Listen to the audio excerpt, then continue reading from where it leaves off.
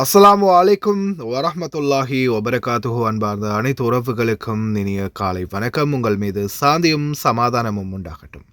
இன்றைய காலை பொழுது உங்கள் அனைவருக்கும் இனிய பொழுதாக அமைய எல்லாம் வல்ல இறைவனை பிரார்த்தித்தவனாக இன்றைக்கும் கோயில் தொடங்கிய பல முக்கியமான செய்திகளை பற்றி தான் பார்க்க போகிறோம். வீடியோவை கடைசி வரைக்கும் பாருங்கள். தெரியாத நண்பர்களுக்கும் மறக்காமல் ஷேர் பண்ணுங்கள். வீடியோ பிடிச்சிருந்தா ஒரு லைக் பண்ணுங்கள், சப்ஸ்கிரைப் பண்ணுங்கள், தொடர்ந்தும் சப்போர்ட் பண்ணுங்கள். இன்றைய தினம் இலங்கை மற்றும் பல நாடுகளில் பெருநாளை கொண்டாடும் அனைத்து உள்ளங்களுக்கும் இனிய நோன்பு பெருநாள் நல் வாழ்த்துக்கள். ஆமந்தும் கைர் தகபல்லா தாத்கும். குவைத்துடைய டினார் மதிப்பு முதலாவதாக பார்த்தலாம். இலங்கைக்கான ரூபாயில் ஒரு தினாரின் மதிப்பு 1000 ரூபாயாக உள்ளது. இந்தியாவின் ரூபாயில் ஒரு தினாரின் மதிப்பு 303 ரூபாய் 12% உள்ளது. யாரும் இந்தியாவுடைய பணவீக்கமும் அதிகரித்து போயிட்டுருக்குது. இறைவன் தான் பாதுகாக்கணும். இதோ இந்த ரேட் அல் முசைன் எக்ஸ்சேஞ்சினுடைய அப்ளிகேஷன் ஆன்லைன் ரேட் ஆகும். குவைத்துடைய பல பகுதிகளிலுமே அல் முசைன் எக்ஸ்சேஞ்ச் பிரான்ச் இருக்குது. ஜமியாக்கள்லையும் அவங்களுடைய மிஷின் இருக்குது. அவங்களுடைய பணத்தை அனுப்பிக்கொள்ள முடியும். குவைத்துடைய பல எக்ஸ்சேஞ்சுகளையுமே அக்கௌண்ட் நம்பரை மறைச்சிடுறாங்க. இதை பற்றியும் உங்களுக்கு தொடர்ந்துமே தெரிய தரது. நீங்கள் ஏதாவது ஒரு புதிய எக்ஸ்சேஞ்சுக்கு பழைய பற்றுச்சீட்டோட போகிறீங்களா தான் நிச்சயமாக அதில் அக்கௌண்ட் நம்பர் சரியாக இருக்கா அப்படின்றத செக் பண்ணிக்கோங்க. அப்படி இல்லாத பட்சத்தில் எழுதிட்டு போனாலும் பிழை இல்லாத அக்கௌண்ட் நம்பர் எழுதிட்டு போங்க. ஏதாவது ஒரு நம்பர் பிழைத்தாலும் கூட உங்களுடைய பணம் நாட்டுக்கு போய் சேராது. அந்த பணத்தை திரும்ப பெறணுமா இருந்தாலும் ரொம்ப நாட்களாக மறுபடியும் கட்டணம் செலுத்த வரும். அதே போல் எக்ஸ்சேஞ்சுகளில் பணம் அனுப்பி முடித்ததும் மறக்காமல் பற்றுச்சீட்டை செக் பண்ணி பாருங்கள். எல்லா டீட்டெயில்ஸும் சரியாக இருக்குதானே. ஏன்னா நீங்கள் சரியான டீட்டெயில்ஸ் கொடுத்துருந்தாலும் எக்ஸ்சேஞ்சில் வேலை பார்க்கக்கூடியவங்க பிளவுறதுக்கும் வாய்ப்பு இருக்குது. முடிந்த வரைக்கும் நீங்களும் உங்களுடைய கஷ்டப்பட்டு சம்பாதிக்கக்கூடிய பணத்தை நல்ல எக்ஸ்சேஞ்சுகள் மூலம் அனுப்புங்க. எங்கே அதிகமான ரேட் கொடுக்குறாங்க அப்படின்றது தெரிந்தாலும் மறக்காமல் கமெண்டில் மென்ஷன் பண்ணுங்கள். குவைத்துடைய தங்க விலையை பார்த்தலாம். 1 கிராம் 18 கேரட் தங்கத்தின் விலை 37 தினார் 475 ஃபேல்ஸ். 1 கிராம் 21 கேரட் தங்கத்தின் விலை 43 தினார் 721 ஃபேல்ஸ். 1 கிராம் 22 கேரட் தங்கத்தின் விலை 45 தினார் 820 ஃபேல்ஸ். 1 கிராம் 24 கேரட் தூய தங்கத்தின் விலை 49 தினார் 967 ஃபேல்ஸ். தங்க விலை கடந்த நாட்களை விட கொஞ்சம் கம்மியாகி இருக்குது அப்படின்னு தான் சொல்லணும். மறுபடியும் வர்றான், மழை வர்றான், மறுபடியும் வருகிறது. இதோ தரைப்படை தயார், இறங்க போகிறாங்க அரபு நாடுகளோட சேர்ந்து. $8 பில்லியன் குவைத்துக்கு விற்பனை செய்யப்படும் ஆயுதம். தொடர்ந்தும் யுத்த சூழலிலே தான் இருக்கிறோம். இதோ ஹிஸ்புல்லா நெட்வொர்க் யுனைடெட் அரப் எமிரேட்ஸிலும் கைது. 21 நாளைக்குள்ள பல தலைவர்கள் காணவில்லை. அமெரிக்கா தொடர் எச்சரிக்கை. அதிகரித்தது குவைத்தின் ஆயில் பிரைஸ். பார்க்கலாம் அனைத்து தகவல்களையும். குவைத்துடைய வானிலை ஆய்வாளர் பெதரல் அமெரா இதோ ஞாயிற்றுக்கிழமை மறுபடியும் தூசியுடன் கூடிய காற்றும் மழையும் ஆரம்பிக்கும் அப்படின்னு தெரிவிச்சிருக்கிறாரு. அதே போல வானிலையில் சிறிய சிறிய மாற்றங்கள் ஏற்படலாம். அதே போல் காற்றழுத்த அமைப்பின் நீடிப்பால் ஏற்படும் நிலையற்ற வானிலையுடன் எதிர்வரும் ஞாயிற்றுக்கிழமை மழை வரவிருக்கின்றது அப்படின்றதையும் தெரிவிச்சிருக்கிறாரு. இது பல நாட்களுக்கு நீடிக்க வாய்ப்பு இருக்குது அப்படின்றதையும் தெரிவிச்சிருக்கிறாரு. ரொம்ப கவனமாக இருங்க. இப்போ தான் இந்த வாரத்துக்குள்ளேயே இந்த வாரம் ஃபுல்லாகவே நம்மளை வண்டி கழுவ வச்சிடுச்சு. அப்படித்தானே டிரைவர்ஸ்? மறக்காமல் சொல்லுங்கள். وتخفف علينا هذا الغبار وزحف الرمال، ومع استمرار هذه الأمطار إن شاء الله خلال الفترة القادمة راح تتأخر علينا حرارة الصيف خلال الفترة القادمة، وإن شاء الله يكون صيفنا القادم بإذن الله تعالى حرارته أقل من المعدل ولا تتجاوز 50 درجة. فإن شاء الله نتوقع أجواء حلوة خلال هذا الربيع وصيف معتدل الحرارة خلال الفترة القادمة والله أعلم. இதோ 164.98 சென்ட்ஸாக அதிகரித்தது குவைத் மசகு எண்ணெய் ஒரு பீப்பாயின் விலை. மீண்டும் $12.54 அதிகரிச்சிருக்குது. இந்த நிலம் அப்படியே தொடர்ந்துச்சுன்னா நம்ம நாட்டில் எல்லாம் என்னதான் நடக்குமோ பார்க்கலாம். இதோ $8 பில்லியன் ஏர் டிஃபென்ஸ் சிஸ்டம் குவைத்துக்கு அமெரிக்கா விற்பனை.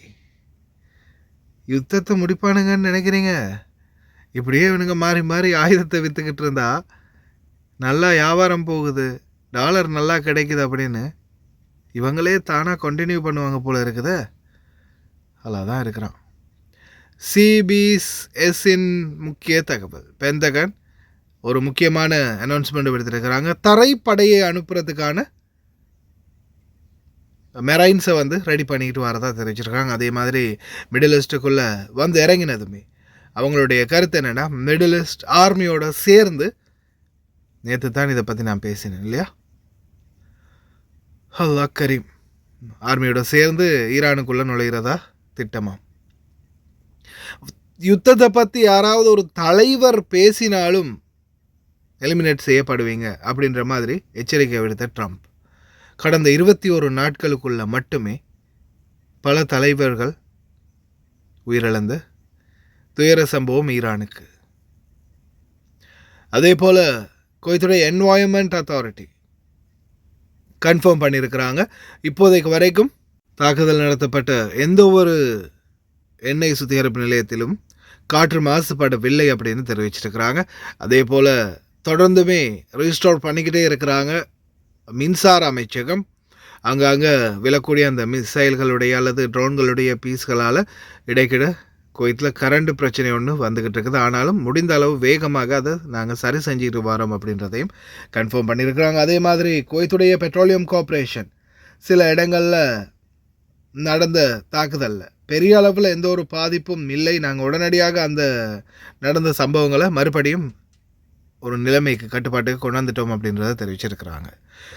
தொடர்ந்தும் யுத்தத்திலே தான் இருக்கிறோம். 17வது செய்தியாளர் சந்திப்பு அமர்வில் பிரிகேடியர் சவுதா லோத்தாய்பி கர்னல் தெரிவிச்சிருக்கிறாரு, தொடர்ந்தும் யுத்தத்திலே தான் இருக்கிறோம், தொடர்ந்தும் ட்ரோன் தாக்குதல் நடந்துக்கிட்டே தான் இருக்குது அப்படின்னு. அதே மாதிரி ஈரானுக்கு சப்போர்ட்டாக ஹிஸ்புல்லா குழுவில் இணைந்த வெளிநாட்டவர்கள் மற்றும் எமராத்தியர்கள் கைது செய்யப்பட்டிருக்கிறாங்க யுனைடெட் அரப் எமிரேட்ஸில். அதே மாதிரி தொடர்ந்தும் உங்களுக்கு எச்சரிக்கக்கூடிய ஒன்று தான், தொடர்ந்துமே இப்போதைக்கு வரைக்கும் டீல் பண்ணிக்கிட்டே இருக்கிறாங்க வரக்கூடிய மிசைலையும் ட்ரோன்ஸ்களையும். ஆனால் அதில் விழக்கூடிய பீஸ்கள் பாகங்கள் அதுதான் எல்லாருக்குமே ஆபத்து. தயவு செய்து ரொம்ப கவனமாக இருங்க. சைரன் அலாரம் அடிக்கக்கூடிய நேரங்களில் கூட. அல்ஹம்துலில்லாஹி ரப்பில் ஆலமீன் والصلاة والسلام على أشرف الأنبياء والمرسلين. واصلت القوات المسلحة خلال 24 ساعة الماضية مهامها، حيث تم رصد صاروخ باليستي واحد وتم التعامل معه وتدميره، كما تم رصد عدد 25 طائرة مسيرة معادية داخل المجال الجوي الكويتي، وتمكنت منظومات الدفاع الجوي من تدمير عدد 15 منها، فيما استهدفت عدد 2 طائرة مسيرة إحدى وحدات مصفاة التابعة لمؤسسة البترول الكويتية. وقد أسفر ذلك عن اندلاع حريق تمت السيطرة عليه من قبل الفرق المختصة دون تسجيل أي إصابات بشرية ولله الحمد. كما سقطت 8 طائرات مسيرة خارج منطقة التهديد دون أن تشكل أي خطر.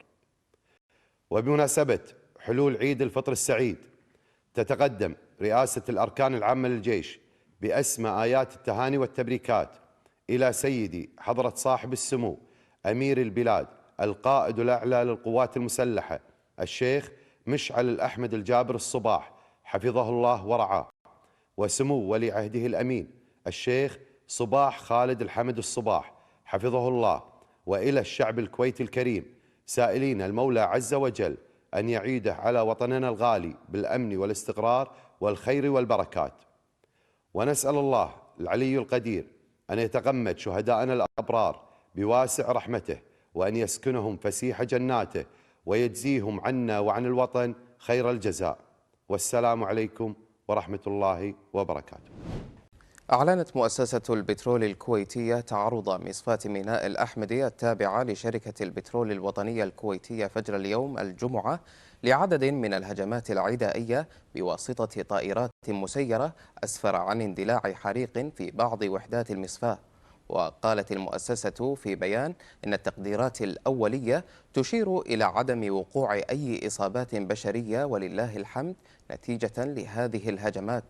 وأوضحت أن فرق الإطفاء والطوارئ باشرت على الفور التعامل مع هذا الحريق، كما تم إغلاق عدد من الوحدات في المصفاة واتخاذ كافة الإجراءات والتدابير اللازمة لضمان سلامة العاملين.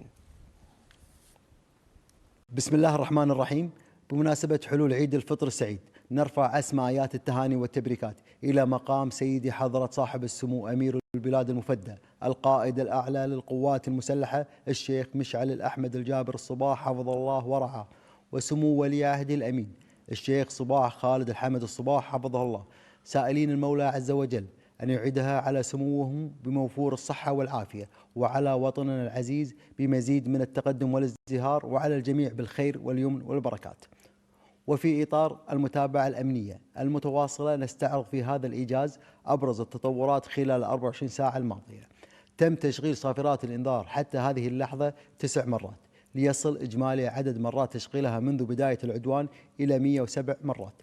تعاملت فرق التخلص من المتفجرات مع 19 بلاغا مرتبطا بسقوط شظايا ناتجة عن عملية الاعتراض الدفاعي، ليرتفع مجموع البلاغات التي باشرت الفرق التعامل معها منذ بداية العدوان إلى 461 بلاغا. نعرض لكم الآن عدد من البلاغات المتعلقة بسقوط الشظايا أو أجسام خارج نطاق التهديد.